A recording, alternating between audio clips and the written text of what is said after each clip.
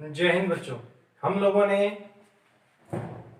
Class 12th का 5th lesson पृष्ठ रसायन हमारा चल रहा था और इस लेसन के 9 एपिसोड हो चुके थे। आज 10वां एपिसोड स्टार्ट करते हैं। हम लोगों ने कोलाइड्स के बारे में जाना था। कोलाइडी सोल जो है वो विलेन वो क्या होते हैं इनके बारे में जाना। परिक्षिप्त प्रावस्था परिक्षेपण माध्यम के बारे में जाना। देन हमने कोलाइडों का वर्गीकरण की बात की। पहला वर्गीकरण परिक्षिप्त प्रावस्था या परिक्षेपण माध्यम की भौतिक अवस्था फिजिकल स्टेट के बिहाफ पे था। कुल 8 प्रकार के कोलाइड थे, हमने एक सारणी में उसे जाना। आज स्टार्ट करते हैं। हमने कहा था कि कोलाइडी विलयन का जो विभाजन है, जो वर्गीकरण है, वो 3 मापदंडों के आधार पर किया जाता है। पहला हम लोग कर चुके थे, आज सेकंड व थर्ड की बात करते हैं। सेकंड था परिक्षिप्त प्रावस्था एवं परिक्षेपण माध्यम के मध्य अन्योन्य क्रिया की जो नेचर है, जो प्रकृति है, उसके आधार पर परिक्षिप्त प्रावस्था एवं परिक्षेपण माध्यम की अन्योन्य क्रिया की प्रकृति के आधार पर। और थर्ड था हमारा जो परिक्षिप्त प्रावस्था है उसकी कणों के प्रकार के आधार पर। चलिए अभी हम बात करते हैं परिक्षिप्त प्रावस्था या परिक्षेपण माध्यम की अन्योन्य क्रिया की नेचर जो है उसके आधार पर। इस आधार पर जो कोलाइड हैं वो मुख्य रूप से 2 प्रकार के हैं। एक को बोलते हैं द्रव रागी कोलाइड, दूसरे हैं द्रव विरागी कोलाइड। दूसरे हैं द्रव विरागी कोलाइड। अन्योन्य क्रिया की प्रकृति के आधार पर 2 प्रकार के हैं, द्रव रागी एवं द्रव विरागी। यदि परिक्षेपण माध्यम को कैसा द्रव लिया जाए, यदि जल ले लिया जाए, सुनिएगा जरा ध्यान से। परिक्षेपण माध्यम जो है वो द्रव में कौन ले लिया जाए, वाटर ले लिया जाए, जल ले लिया जाए, तो वो कोलाइड द्रव रागी की बजाय क्या कहलाएगा, जल रागी कोलाइड कहलाएगा। और दूसरा क्या होगा, दूसरा प्रकार द्रव की बजाय हम यहां क्या लिख देंगे, जल विरागी। द्रव रागी और द्रव विरागी, जल रागी और जल विरागी भी कहलाएंगे। कब कहलाएंगे, जब परिक्षेपण माध्यम कैसा द्रव लिया जाए, जल लिया जाए। अब बात करते हैं द्रव रागी कोलाइड की। ये जो कोलाइड है इसके नाम से ही पता लग रहा है कि इसमें परिक्षिप्त प्रावस्था जो है वो द्रव से स्नेह करेगी। द्रव रागी का अर्थ है द्रव से स्नेह करने वाला। द्रव से स्नेह करने वाला कहलाता है द्रव रागी। अनुराग स्नेह करता है द्रव से। कौन करेगा, उस द्रव मतलब परिक्षेपण माध्यम से स्नेह कौन कर रहा है, जो हमने परिक्षिप्त प्रावस्था उसमें डाली हुई है। परिक्षिप्त प्रावस्था के जो कण हैं, परिक्षिप्त प्रावस्था के जो कण हैं यदि द्रव से स्नेह करें तो वो क्या कहलाते हैं, द्रव रागी कोलाइड कहलाते हैं। ऐसे कोलाइड या ऐसे सोल जो हैं वो बड़ी आसानी से बनाए जा सकते हैं। इनको बनाने के लिए कोई विशेष विधियों की आवश्यकता नहीं होती। इसमें परिक्षिप्त प्रावस्था को परिक्षेपण माध्यम में डायरेक्ट मतलब विलय किया जाता है तो क्या बन जाते हैं भाई, द्रव रागी कोलाइड बन जाते हैं। अब एक बात और कहना चाहूंगा द्रव रागी कोलाइड के लिए कि ऐसे कोलाइडों में जो परिक्षेपण माध्यम है उसे अलग कर दिया जाए सोल से किसी भी विधि द्वारा, जैसे कि वाष्पीकरण विधि द्वारा आप मान लीजिए कि उसको अलग कर दिया, किसे, सोल में से, कोलाइड में से परिक्षेपण माध्यम को आपने किसी भी विधि से अलग कर दिए। अलग करने के बाद जो पीछे सोल का हिस्सा बचा है उसमें आप बाद में वो जो परिक्षेपण माध्यम आपने अलग किया था उसको वापिस अगर मिलाते हैं तो पुनः जो है वो कोलाइड का निर्माण हो जाता है। द्रव रागी कोलाइड की खासियत ये है कि इसमें किसी भी विधि द्वारा परिक्षेपण माध्यम को अलग किया गया हो, उसे पुनः मिलाने पर हमें पुनः कोलाइड प्राप्त हो जाते हैं। इसीलिए द्रव रागी कोलाइड को उत्क्रमणीय कोलाइड भी कहलाते हैं। उत्क्रमणीय।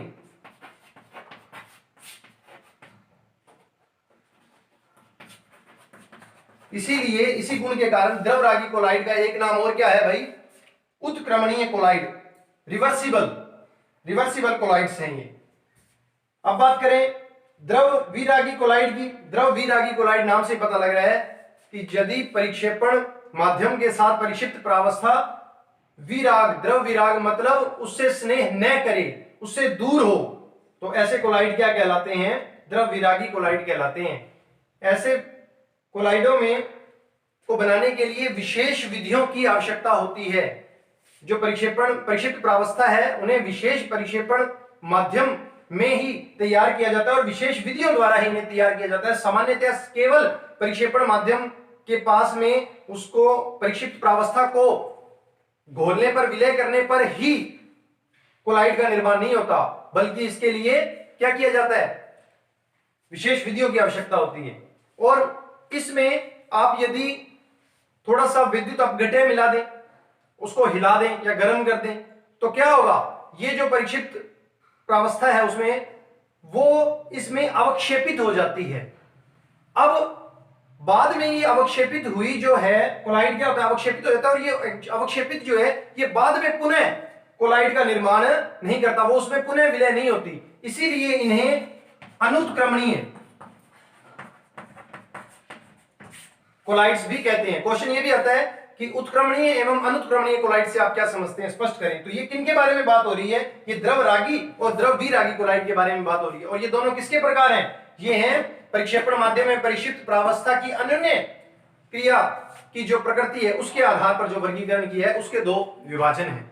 अब बात करते हैं जो हमारा थर्ड मापदंड है जिस आधार पर कोलाइडों का वर्गीकरण किया गया है, वो है परिक्षेपण माध्यम परिक्षिप्त प्रावस्था के जो कण हैं उनकी प्रकृति के आधार पर। इस आधार पर तीन प्रकार के कोलाइड होते हैं। एक तो है बहु आणविक कोलाइड, दूसरे हैं बृहद आणविक कोलाइड और तीसरे हैं सहचारी कोलाइड।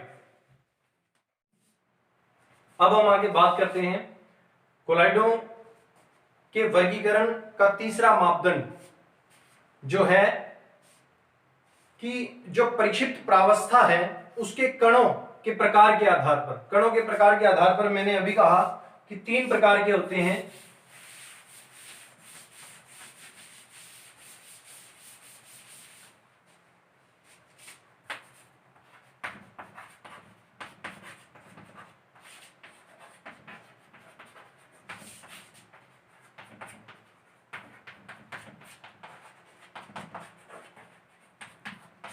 कणों के प्रकार के आधार पर तीसरा जो प्रकार है कणों के प्रकार के आधार पर। किसके कणों के प्रकार? परिक्षिप्त प्रावस्था के कणों के प्रकार के आधार पर तीन प्रकार के कोलाइड्स होते हैं। पहला बहुआण्विक कोलाइड,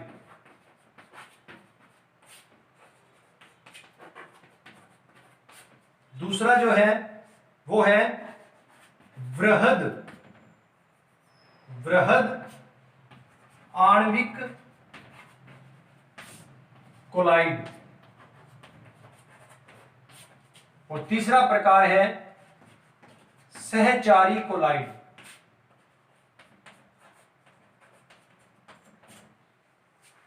ध्यान दीजिए जरा, परिक्षिप्त प्रावस्था के कणों के प्रकार के आधार पर ये जो तीसरा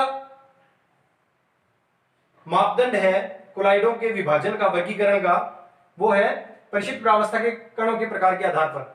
इसमें जो पहला मैंने लिखा है बहुआण्विक कोलाइड, कौन से हैं?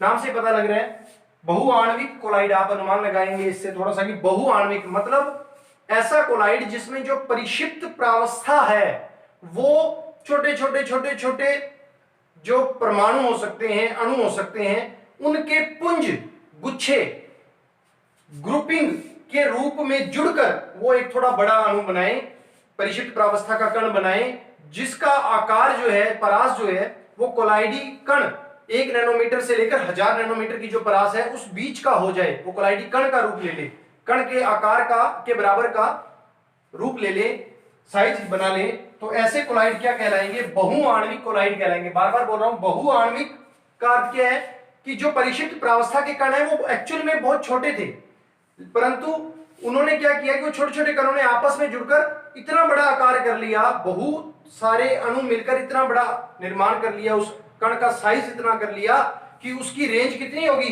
कम से कम 1 नैनोमीटर। कितनी होगी? कम से कम 1 नैनोमीटर, और ज्यादा से ज्यादा 1000 नैनोमीटर के बीच की रेंज उन्होंने बना ली, अर्थात उन्होंने कोलाइड का रूप ले लिया, उस परिशिष्ट प्रावस्था के जो कण है वो कोलाइड का रूप ले लिया। ये दूसरा प्रकार नाम से क्या लग रहा है? वृहद आणविक कोलाइड। ऐसे कोलाइड जिसमें परिशिष्ट प्रावस्था के जो कण हैं वो कैसे हैं? वृहद हैं। वो अणु कैसे हैं? बड़े हैं। वृहद अणु जो है आप लोगों के सिलेबस में जो 15th लेसन है, 15वां जो लेसन है वो वृहद अणुओं के बारे में डिटेल से बताता है, उसमें हम पढ़ेंगे।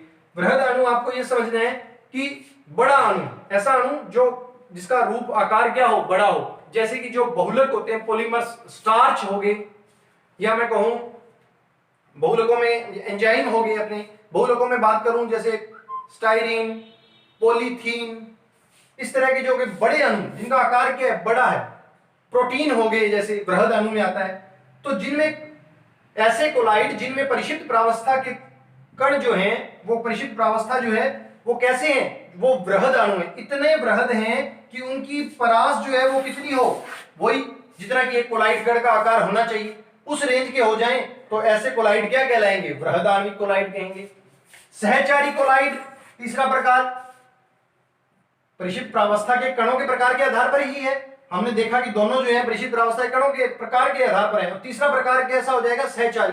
इसमें क्या होगा कि जो कोलाइड कण है उसका आकार, जो परिशिष्ट प्रावस्था उसका आकार वास्तव में तो बहुत छोटा होगा पहले, और वो परिशिष्ट प्रावस्था नहीं कहलाएगा, और वो एक प्रबल विद्युत अपघट्य होगा।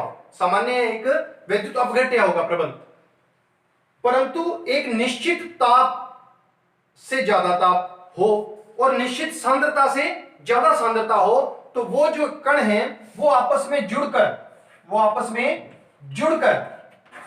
ग्रुपिंग करेंगे इसमें भी, और एक बड़ा अणु का निर्माण कर लेंगे। इस बड़े अणु का जो आकार है वो एक कोलाइड कण के आकार की जितनी परास है, जो हमें पता है 1 नैनोमीटर से लेकर 1000 नैनोमीटर के बीच, उतने आकार का हो जाएगा, और ये कहलाएगा सहचारी कोलाइड।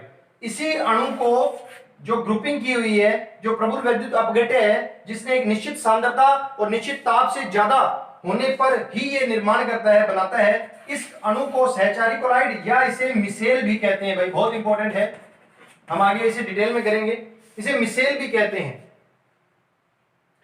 और वो जो निश्चित ताप होता है, जिस ताप, कम से कम उतना ताप तो चाहिए मिसेल निर्माण के लिए, मतलब उससे ज्यादा हो, न्यूनतम ताप चाहिए होता है, उस ताप को बोलते हैं क्राफ्ट ताप। साथियों क्राफ्ट ताप इंपॉर्टेंट है, ध्यान रहे।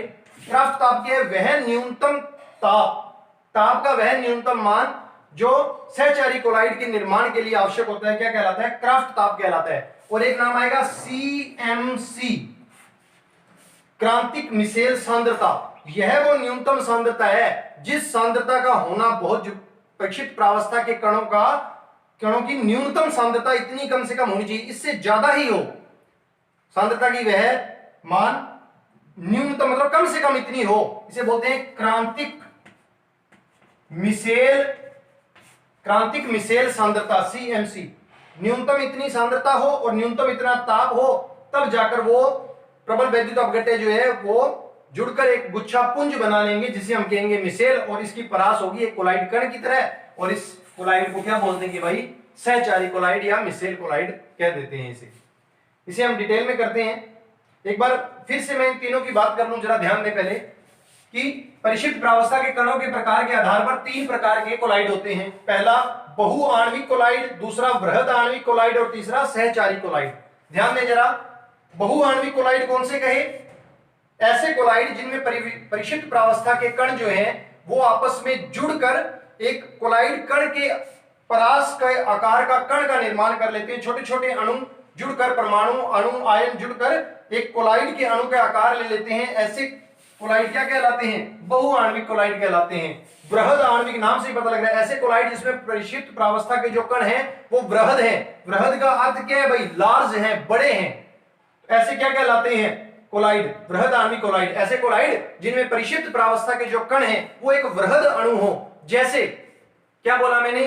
स्टार्च कोलाइड कैसा हो जाएगा? एक वृहद आणविक कोलाइड प्रकार का हो जाएगा। प्रोटीन, एंजाइम या मानव निर्मित जो पॉलीमर्स हैं, बहुलक हैं, उनकी बात करूं, जो मोनोमर से मिलकर बने हुए वृहद अणु होते हैं, बहुलक, जैसे कि बोला मैंने अभी कि पॉलीथीन, एथीन एथीन एथीन जुड़कर पॉलीथीन जो अणु बना लेती है, वो अपने आप में एक बृहद आणविक कोलाइड हो गया।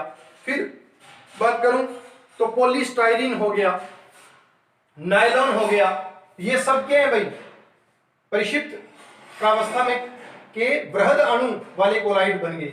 तीसरा सहचारी बताया, इसमें क्या होता है, परिक्षिप्त प्रावस्था जो बनाएंगे वो वास्तव में क्या होते हैं, प्रबल वैद्युत अपघट्य होते हैं, और ये एक निश्चित ताप जिसे क्राफ्ट ताप कहते हैं और निश्चित सांद्रता जिसे क्रांतिक मिसेल सांद्रता कहते हैं, इनसे ज्यादा ताप और ज्यादा सांद्रता पर ही ये जो प्रबल वैद्युत अपघट्य हैं ये आपस में जुड़कर एक पुंज का निर्माण कर लेते हैं, एक बड़े अणु का निर्माण कर लेते हैं जिसे मिसेल भी कहते हैं।